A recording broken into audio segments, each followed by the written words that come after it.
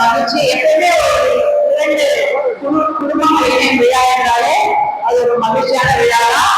படித்த மனமாக மெத்த படித்தவர் நல்ல படிக்கிறாங்க. அவங்களுக்கு நிறைய விஷயம் சொல்லணும் இல்லை. இருந்தாலும் ஒரு திருமண விழா என்றால் கண்டிப்பாக அவங்களுக்கு ஒரு அட்வைஸ் சொல்லுவாங்க. ஒரு அட்வைஸ்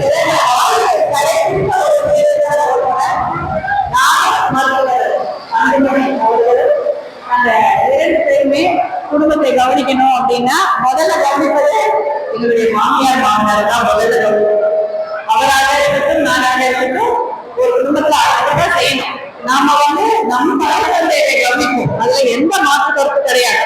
அதே போல நம்முடைய மாமியார் மாமனாரை கவனித்து அவர்களுக்கு நாம் மரியாதை செய்ய வேண்டும். அப்படி செய்வதற்காக அது குடும்பத்துல எந்த ஒரு நிகழ்ச்சியாக அது மகிழ்ச்சிகரமாக அமைந்துவிடும். அந்த ஒரு விஷயத்தை நீங்க மனதில் வைத்துக் கொள்ளுங்கள். உங்களுடைய வாழ்க்கையில எல்லாருமே நம்முடைய தாய் தந்தையர்கள் தான். பெரியவர்கள் அனைவரும் நம்முடைய தாய் தந்தையர். அவர்களை நாம் மதிப்பில் நடந்து கொள்ள வேண்டும். இதைதான் நான் சொல்லணும்னு நினைச்சேன்.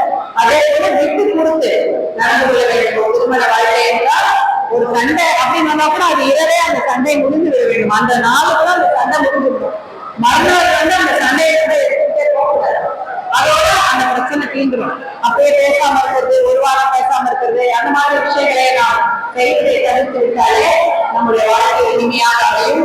உங்களுடைய நீங்கள் உங்கள் உடல் நலத்திலும் மக்களை முதலீடு, சமுதாய நலத்திலும் மக்களை கொண்டு, உங்கள் மனநலத்திலும் மக்களை கொண்டு நீங்க வாழ்வாங்க கல்லாத கல்லாத எல்லா வளமும் பெற்று கல்லாத வாழ வேண்டும் என்று வாழ்கிறேன். செய்திகளை உடனுக்குடன் தெரிந்து கொள்ள உடனே சப்ஸ்கிரைப் பண்ணுங்க.